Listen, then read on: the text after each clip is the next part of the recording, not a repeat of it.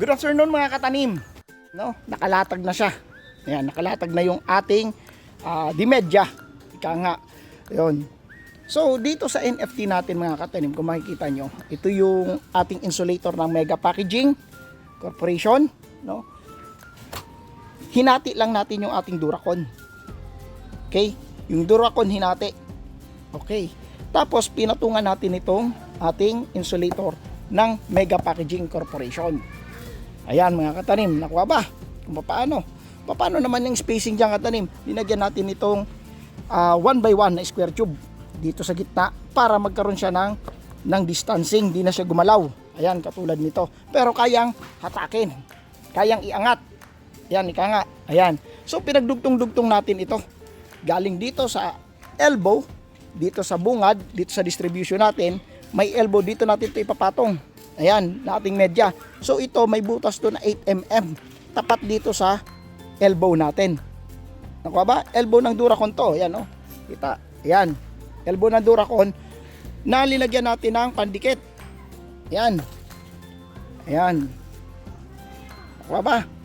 Ayan, pinandikit natin. Saka dire-diretso yan doon. Papunta doon sa dulo. Ito naman na insulator ng Mega Packaging naman, no, ipapatong lang natin dito. Ayan. No? Dito yan, no, papasok mo lang yan dyan. Ayan, papasok mo lang yan dyan.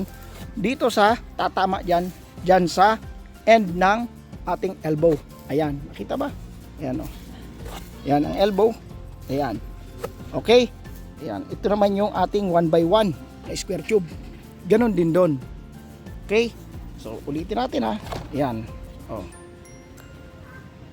So, bali, itong square tube na ito mga katanim, ang size nito ay doon sa nakabase sa insulator natin ng Mega Packaging Corporation. Baba? So, ito hinati. Pero yung ating elbow, hindi natin hinati mga katanim. Ang hinati natin, yung ating connector. Dito, makikita nyo dito. Ayan, no? Iangat natin ulit to na NFT insulator ng Mega Packaging. Ayan ang connector. Hinati natin dito para maidikit natin yung ating Duracon. Okay? Ayan. So again, paano i-start na ilagay? Ito may butas na to. Sakto ito doon sa mga cups natin. Mas maganda kung gagamitin nyo yung Mega Packaging cups. Ayan. So yan, ilalapat mo siya dito. Ganyan. Ganon din ito dito. Ayan. Okay. Okay. Yan. Ganon din yan dito. Ito. Okay. So ayan ha. Yan, may mga mancha pa oh. Ayan, para sakto siya doon sa ano ng Mega. Ayan. Okay ba? So ang distancing nito 8 center to center. 8 yan. So ang height nito nakaano yan? Sakto doon sa ano ng Mega. Makikita niyo yan. Ayan. No? Ano yung Mega? Yung insulator nakalapat. Kumbaga yung the whole Duracon side at top natakpan, pero yung bottom niya hindi. Yan, yung bottom niya Duracon ng Mega, makikita niyo, Duracon ng Atlanta, no? Yung bottom niya Duracon ng Atlanta, makikita niyo. Pero yung top Mega Packaging. Ayan, diretso doon sa dulo. Ayan, paano naman yung dulo niyan katanim? Ganun pa rin. Ganun pa rin ang ginagawa natin, no? Kailangan dito sa dulo pantay-pantay. Pantay-pantay sa dulo. Okay? Ngayon, paano gagawin? Itong ating end cap. Yan, end cap ng D4. Bubutasan natin dito yung itong orange pipe natin na D4. No? Ito yung pansasalo natin dito sa dulo. Bubutasan natin yan dito. Okay? Bubutasan natin yan. Saka natin yan ilalagay dito. Nakuha ba? Yan, ito naman na Duracon. Yan, dilagyan natin ng parang labi ng pitsil. Ayan. Ayan, okay. So ito mga katanim. Ayan. Ito na may elbow, may T dito. So may end cap dito sa dulo. Ayan. Dito yan sa baba. Nakaganyan yan. Nakasalo. Okay? Ayan, paano sasaloy naman? Yun naman yung ray bar. na ginagawa ngayon doon ni Eman. Ayan. Yan.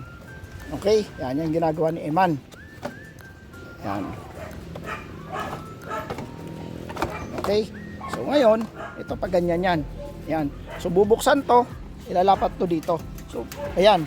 Ito may labi dapat yan. Okay. Okay. Yan, nakaganyan yan. Okay ba? So ito, butas yan.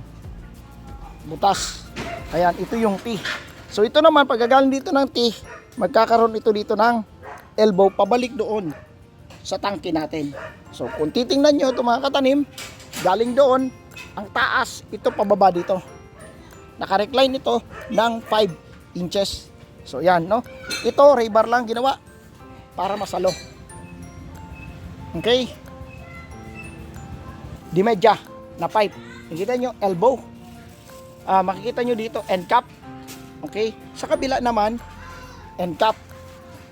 Ito, may end cap dito. Okay, ngayon, mga katanim, sa gitna, nandyan ang T. So, bawat butas, bawat tapat dito, may 8 mm na butas, na drill bit.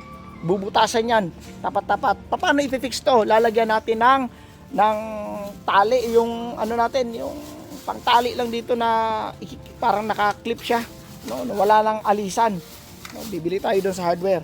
Then pagbaba nito, katanim, dito yung natin, yung ating gate valve.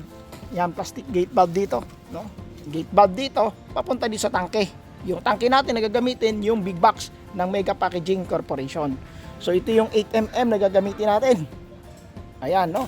Bawat tapat yan dyan, bubutasan sa ilalim. Siyempre, sa ilalim, para tapat yan dito. Papasok dito yung tubig. Papunta yun doon, diretso doon. Pagbalik naman doon, pagtulo doon sa dulo, balik dito. D4 na, ito na yung orange pipe. Pero itong orange pipe, pipinturahan pa natin ng puti. Naintindihan ba yung katanim? So, yan. Okay? Ayan. So, ang progress dito, makikita nyo, ayan, meron tayong mga exhaust fan. Ayan na. Ayan, yan exhaust fan natin.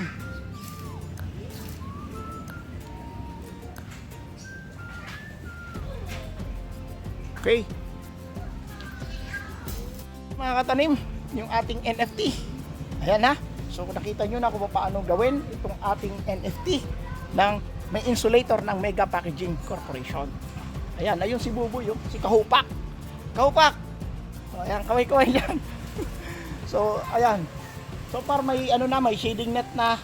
Yan, may nagtatanong din sa atin, paano yan katanim na shading net? Paano ginawa? Kakita natin yung paano ginawa ni Kahupak. No, ayun, no, explain natin kay Buboy. Ayan, no? Paano ginawa yan? Ayan. So, I hope mga katanim na naintindihan nyo to. Itong paggawa ng ating NFT dito sa ating rooftop greenhouse. Ayan. So, please share the video mga katanim para mas marami pa ang matuto dito. Okay mga katanim? Love, love, love. So, i-discuss natin ngayon yung materyales at kung paano ginawa yung ating shading net. Ayan, no? Marami ang nagtatanong sa atin, paano nga ba ginawa yung ating shading net? Ano yung materialis na ginamit, no? Kasama natin ulit si Kahupak, si Buboy, yan sa likod ko. Ano yan, Buboy? Ano ginagawa mo? Ano tawag dyan? Tuna box. Tuna box. Paano mo natutunan yung tuna box? Nagtatanim ka na ba? Hindi pa, sir. Hindi pa. Practice pa lang. Pa-practice pa lang. So si Buboy yung pinagawa natin ng ng ating shading net, ika nga, no? At the same time, ito rin yung materialis na ginamit natin para paggawa ng bagging, no? Yung bagging natin yung para sa ating mga fruit bearing. Ayan, so paano nga ba nagawa yon? So itong materialis na to, ito yun, no? Ayan. Ano tawag dito, Buboy? Sa materials na to? Kable tawag ko rin. Kable. Ito yung gamit pag pag mag sa zipline. Hindi, manipis to. Manipis ba to sa zipline? Oh, pero pwede na sa shading net. Pwede. Okay, pwede.